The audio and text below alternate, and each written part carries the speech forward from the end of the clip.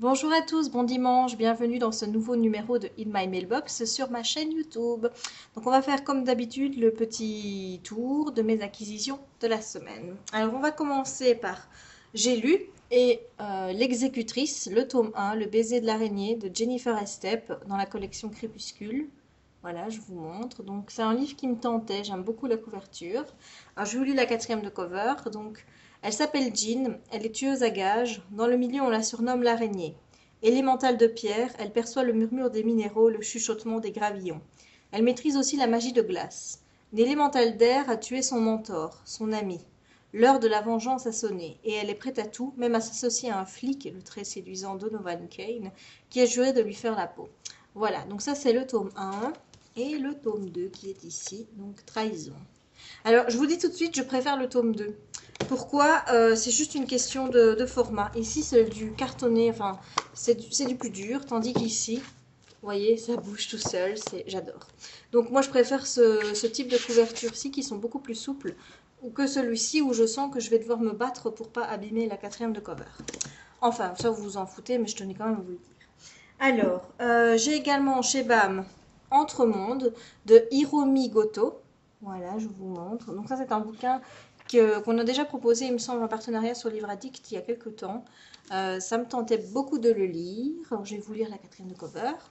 Donc Mélanie est une adolescente très différente de ses camarades de classe. Délaissée et esseulée, elle ne peut compter que sur elle-même et sur sa pauvre mère, Fumiko, dépressive et énigmatique. Mais la vie de Mélanie est sur le point de basculer. De retour du collège, elle retrouve la maison vide et reçoit un appel de l'ignoble monsieur Gluant. Il détient Fumiko et piège Mélanie dans un sinistre chantage. Pour retrouver sa mère, la jeune fille devra affronter les créatures de l'entremonde, mais aussi ses propres peurs. Ce qu'elle ne sait pas encore, c'est que l'avenir de plusieurs mondes est désormais entre ses mains. Voilà, ça me tente pas mal. J'aime beaucoup la cover. C'est particulier. J'aime beaucoup. Alors, ensuite, aux éditions du Petit Caveau, autour de Londres, de Lydie Blaiseau. Voilà, je vous montre, j'aime bien la cover. Je trouve qu'elle est très belle. C'est des nouvelles. Donc, ça va être un peu tout nouveau pour moi parce que, comme vous savez, je suis pas grande fan des nouvelles. Donc, on va voir, on va découvrir, hein. Donc, ici, on en a. C'est 8 petites histoires, je pense. Oui, voilà, 8 petites nouvelles. Donc, et apparemment, on retrouve des personnages de la Maison de Londres que je n'ai pas lu. Donc, j'espère que je vais pas me faire spoiler parce que sinon, ça va m'énerver. Mais bon, voilà. Autour de Londres, aux éditions du Petit Caveau. Ils font des magnifiques covers. Je vous invite vraiment à découvrir cette petite maison d'édition. Alors ensuite, celui-là, il va pas non plus faire long feu dans ma palle. C'est Chronique d'une sorcière d'aujourd'hui, tome 1 Isabelle, aux éditions Michel Quintin de Angèle Delaunoy. Le tome 1 est arrivé en France le 19 mai. Le tome 2 va déjà sortir au Canada, puisque il faut savoir que les éditions Michel Quintin, ce sont des éditions canadiennes à la base. Et voilà, donc le tome 1 arrive en France et en Belgique forcément. Donc ça me tentait pas mal. Je vous lis juste un petit peu derrière. Max et Isabelle avaient longuement planifié leur voyage en Bretagne, la terre de leur grand-père légal. À 17 ans, ils pouvaient partir sans leurs parents. Au début, tout a été fantastique, mais cela s'est gâté le jour où un monstrueux orage les a obligés à se réfugier au manoir de Bellotte. Voilà, donc on n'en sait pas plus, mais par contre, regardez cette couverture. Elle est juste trop, trop, trop, trop belle. Avec ici, on voit un arbre derrière, en filigrane un petit peu. J'adore. Franchement, c'est trop beau. Alors ensuite, Elric, les buveurs d'âme de Michael Moorcock et Fabrice Collin. Voilà. Alors ceci, c'est la collection chez Fleuve Noir. C'est le dernier livre sorti dans la collection Elric. Il y en a déjà une flopée auparavant. J'ai pas lu Elric du tout, mais apparemment celui-ci peut se lire indépendamment. Et en plus, il a été coécrit avec Fabrice Collin. J'adore Fabrice Collin. Donc ça, j'ai vraiment hâte de le lire. Et alors, j'ai déjà trop kiffé. Regardez cette carte en couleur, c'est trop magnifique, trop trop trop beau. Enfin vraiment, il y a un soin qui est apporté à cette édition, c'est waouh. Alors, par rapport à ce bouquin, je tenais à vous dire que je vais organiser un concours sur mon blog. Je dois encore finaliser les questions du concours. Je ne sais pas encore trop comment je vais faire, mais je sais très bien que je vais faire une vidéo pour proposer le concours. Comme ça, je me dis qu'en disant toutes les conditions de participation à la fin de la vidéo, les gens seront obligés de la regarder jusqu'au bout et avec un peu de bol, écouteront ce que je dis et feront ce que je demande, comme dire bonjour, merci, au revoir. Parce que j'ai beau écrire sur mes articles de concours que ceux qui ne me diront pas bonjour, leur mail ira directement dans la corbeille, ben, ça n'a pas l'air de faire trop d'effet. Donc voilà, je vais bientôt lancer Elric. Avec des petites conditions de participation. Je pense que je vais également limiter la participation à des gens que je rencontre sur Facebook, sur Twitter, sur Livre Addict, bien sûr, tout simplement parce que les gens que je connais pas, qui profitent, moi ça me saoule un petit peu. Donc voilà, Elric bientôt en concours sur mon blog. À mon avis, je pense que je vais faire ça cet après-midi. Voilà. Alors, ensuite, le tome 2 de la saga, je n'ai pas le nom de la saga. Donc, le tome 2 s'appelle Les Loups Cachés, de Céline Kiernan, aux éditions Orbit. Alors, la première couverture, vous voyez ici, c'était Le Royaume empoisonné. Je regarde un petit peu, ici, il n'y a pas le nom de la saga qui est écrit quelque part. Voilà, c'est la saga des Morewalk. J'espère que je le dis bien. Voilà, donc ça, voilà le tome 2. Je trouve que les couvertures sont trop jolies. Regardez-moi ça. En plus, elles sont toutes, comment dire, c'est du papier glacé. À part ici, un petit peu, la couverture est très glacée. Donc, c'est juste trop agréable de les toucher. J'adore, je suis fan. Alors, ensuite, j'ai un thriller psychologique qui me tente énormément, Aux presses de la cité, Comme ton ombre, de Elizabeth Haynes. Voilà. Je vous montre. Alors ici, je vous lis le résumé. C'est psychologique, donc à mon avis, c'est fort haletant. Donc, êtes-vous sûr d'avoir verrouillé votre porte en rentrant chez vous? Imaginez qu'avant de pouvoir rentrer chez vous, vous soyez obligé de faire le tour du bâtiment afin de vérifier que tout est normal. Imaginez qu'une fois dans le hall de votre immeuble, vous deviez vous assurer 6 fois que la porte d'entrée est bien fermée. 1, 2, 3, 4, 5, 6. Et que si vous êtes interrompu en plein rituel, il faille tout recommencer. Imaginez qu'arrivé dans votre appartement, vous tourniez la poignée de votre porte 6 fois dans un sens, puis 6 fois dans l'autre pour vous sentir en sécurité. Que vous restiez plusieurs minutes derrière la porte à l'affût du moindre bruit dans la cage d'escalier. Et que, tous ces contrôles effectués, vous commenciez une ronde chez vous. Fenêtres, rideaux, tiroirs, tout doit passer au crible de votre attention. Imaginez aussi que vous ne puissiez faire les courses que les jours pairs et pratiquer un sport les jours impairs, mais à condition que le ciel soit nuageux ou qu'il pleuve. Bienvenue dans l'univers paranoïaque de Cathy, une jeune Anglaise à qui la vie souriait, jusqu'à ce qu'un soir elle fasse une mauvaise rencontre. Voilà, donc je vous dis, ça a l'air vraiment top. Moi, comment dire, la quatrième de cover me donne super envie. Maintenant, j'espère que ça va pas me foutre les boules comme roman, parce que il faut savoir que je suis un peu toquée aussi par rapport à la maison, c'est-à-dire que moi, depuis que je suis dans mon appartement, parce que j'ai délégué tout ce qui est fermeture des alarmes et des portes à Jérémy. Donc maintenant, je ne m'en soucie plus. Puis comme ça, si jamais il y a un problème, je lui dirai que c'est de sa faute. Ah, c'est malin ça. Mais non, mais plus sérieusement, c'était surtout quand j'étais encore chez mes parents. Il fallait toujours que, en pleine nuit, je me dis, tiens, est-ce que la porte d'entrée est bien fermée?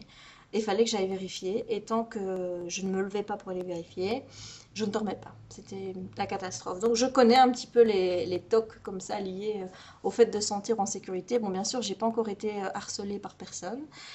J'espère ne jamais l'être d'ailleurs. Donc voilà, donc ça me tente énormément, énormément. Maintenant, tout ce que j'espère, c'est que ça va pas me foutre les boules parce que sinon, Jérémy va vivre en enfer. Hein. Mais bon, voilà. En tout cas, ça, vous aurez mon avis très bientôt. Alors ensuite, un roman qui me fait également envie. Un tome 1 d'une saga de 66. Voilà. Thomas la prisonnière de Michel J. Lévesque aux éditions Hugo NC. Voilà, donc ça c'est un partenariat aussi Livre Addict qu'on a proposé il n'y a pas très longtemps. J'ai aussi le bouquin, je trouve qu'il est trop beau. Franchement, la cover, elle donne super envie. Je pense que ça doit parler de magie. Il y a des histoires parallèles. Alors, ils mettent sur les traces de Matrix et d'Inception. Ce livre nous plonge dans une machination tentaculaire et diabolique qui mêle expérimentation médicale militaire, intérêts financiers et pouvoir mafieux. Eh bien, somme toute, ça m'a l'air pas mal. Donc voilà, à découvrir très vite. Alors, chez Point, on a Absolument débordé de Zoé Shepard. Voilà, donc ça c'est un bouquin qui me fait pas mal envie aussi, tout simplement parce que bon, bah, dans l'univers du travail, s'il y en a qui ont la chance de glander au boulot, moi c'est pas le cas, donc voilà, donc ça me plairait bien de le lire. Je me dis que c'est un bouquin qui peut pas mal détendre, peut-être énerver certains, mais bon, on verra bien. Donc ça, j'ai très envie de le lire. Alors maintenant, bon, je vais avoir du mal à vous cacher que ce sont des services presse, évidemment, parce que avec un, j'aurais pu vous dire que c'était moi qui l'avais acheté, mais là, non. J'avais sollicité auprès de mon contact point, dont je tairai le nom, pour essayer un point 2 sur ce livre-ci. Yulori, tout est sous contrôle. Voilà, pourquoi? Parce que c'est un roman que j'ai super envie de découvrir. Je suis pas fan de la série Doctor House, pour la simple et bonne raison que à chaque fois qu'il y a une maladie, forcément dans le genre les 20 minutes qui suivent, j'ai les symptômes qui vont apparaître. Donc si on vous parle d'une tumeur au cerveau, je vais attraper mal la tête ou des choses comme ça. Si c'est dans l'estomac, je vais attraper mal au ventre. Enfin bref, j'essaye vraiment d'éviter Doctor House parce que ça me rend malade. Donc, j'adore cependant l'acteur. Je trouve qu'il est vraiment formidable dans le rôle. Et puis, il est à croquer, le mec. Hein. Franchement, waouh, quoi. Donc, je me dis, j'ai envie de découvrir un petit peu ce que fait Hugh Laurie. Il est en train de s'écheiller à la chanson maintenant. Enfin, il a beaucoup de cordes à son arc. Donc, autant essayer aussi côté littérature. Et puis, c'était l'occasion surtout d'essayer le point 2. Alors, comme vous voyez, il est vraiment tout minuscule. Tout petit, tient vraiment dans la main. Et voilà. Comme ça. Voilà comment ça se présente. Hop. Ouais.